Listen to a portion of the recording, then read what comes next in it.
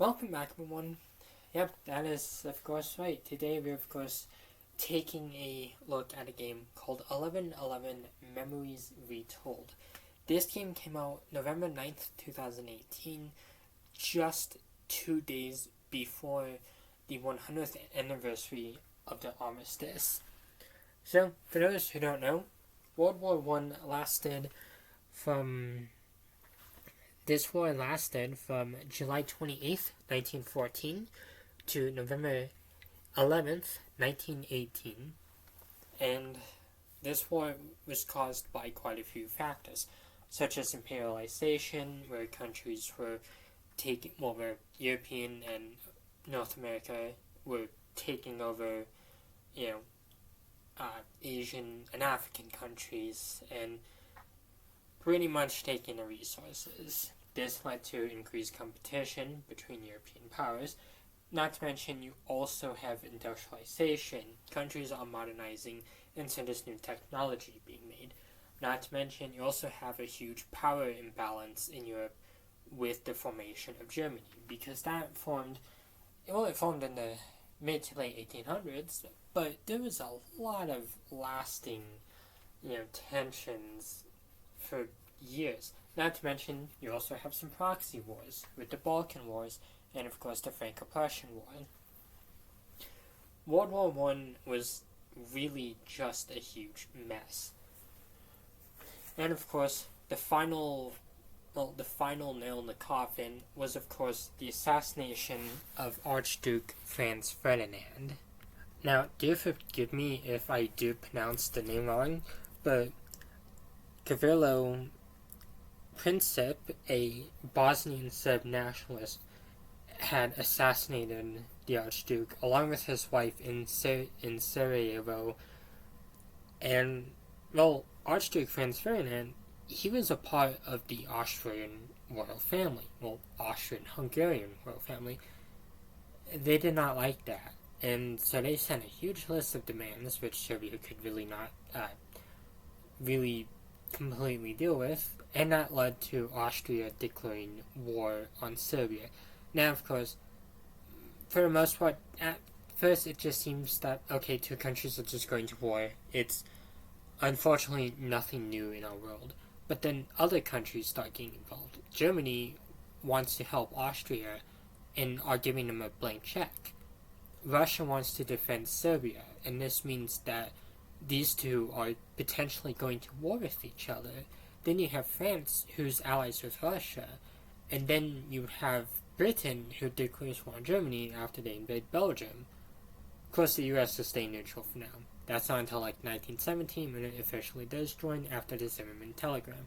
But then you also have, the Ottoman Empire, who join the Central Powers, that of course being Germany and Austria, and also they commit a huge genocide against the Armenian population, which, yes, still does need to be brought up, because there's people who deny that even happened.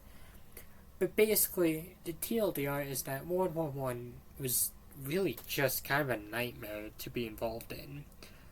There was a lot of trench warfare, there was diseases going around, and of course, PTSD. Of course, at the time it wasn't really called PTSD, but it was called shell shock.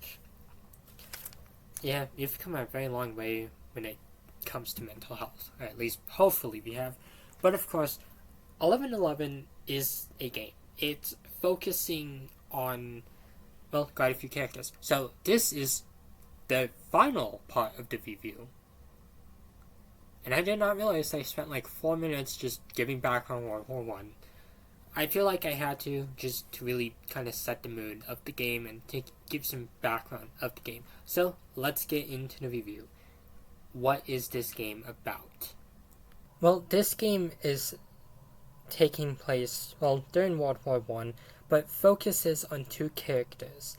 A Canadian soldier named Harry, who is, he's photographing the war and trying to impress his girlfriend by, being in the military. Then, of course, you have a German soldier named Kurt. Now, of course, to give some background and to kind of set the record straight, not all Germans in World War I were evil. I don't really think anyone in World War I, well, at least the soldiers, were all that bad. I mean, there was a huge sense of nationalism and really patriotic fervor to be in the war. It's not like today's wars where, it's just, you know, it's not like today's wars where it's generally more divisive. Back then, World War I was kind of, to some people, it was seen as a good thing, and you were a hero for fighting in a war. And of course, the game does a really good job of portraying both soldiers. It doesn't portray Harry as being in the right, and it doesn't portray Kurt as being evil. It just portrays them as just normal people. And that's kind of who they were. They were normal people. These could be anyone that you could ever meet. Kurt himself is, of course, looking for his son who went missing. And this leads him to meet Harry, who, well, he's photographing the war, and unfortunately does witness Kurt's son being killed by his commanding officer, which is, of course, a war crime. Cannot kill prisoners of war, and that's what Kurt's son was. But for the longest time, we don't know that happened in the game. And so you just spend most of the game wanting Kurt to really be able to find his son again, which makes it, when he discovers the fate of his son, a really sad moment in the game. And it's definitely one of the more heartfelt moments because it leads him to question Harry a bit. And while the two don't directly understand each other at first, they do develop a close friendship, which makes one of the other endings quite sad. Yeah, there's a few endings for this game, actually. The ones that, well, I'm going to be talking about, of course, one where you can, I think, betray Kurt, rescue him, or a peace one. I think the peace one is probably the best one. I think I got the revenge ending where Harry's commanding officer was killed. At least that's if I recall correctly. And it ends up leading to Harry kind of essentially being dishonorably discharged and kind of blacklisted from the army. All just because he wanted to save his friend. And again, there's different endings and I think different outcomes, but the one I got was kind of a little sad and really just kind of, it really just kind of dug, dug the wound deeper, whatever the saying is. But I think it was the best ending because, Kurt didn't get his son back, he at least did get revenge, and it does lead into a really interesting moral dilemma, and that's like whether or not the characters are right to go after the Harry's commanding officer, or if they should just let bygones be bygones. It's these stories that I really do enjoy because, well, technically some sides could be right, but others could be better or more right. But of course, I guess one of my thoughts on this game. Do I enjoy it? Do I recommend it? Well, I really did enjoy this one. It also has the impressionist art style, which was a style of painting that did gain popularity in the mid to late 1800s, and it's a beautiful style. And the game's graphics are literally just impressionist.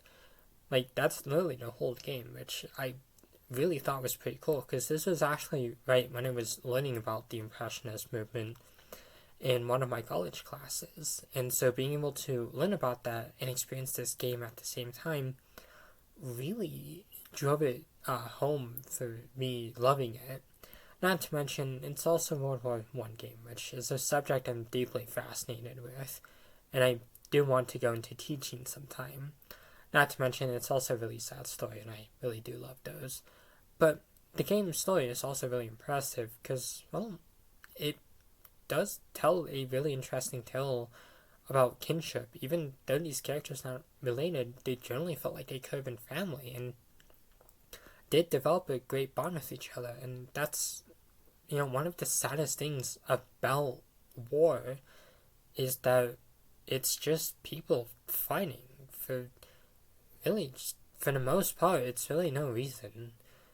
And it's definitely something that really makes this game sad. And even when you look deeper into World War One, it gets even sadder because, well, Sandy soldiers generally did get along.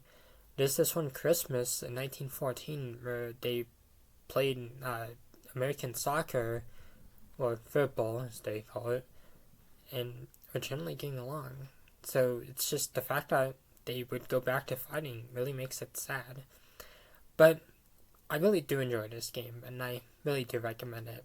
The art style is just honestly really perfect, and the storytelling for this one was pretty fun too. The gameplay, while not the best, was still entertaining, and it definitely made a very memorable game, and I really do feel like this one does need more recognition.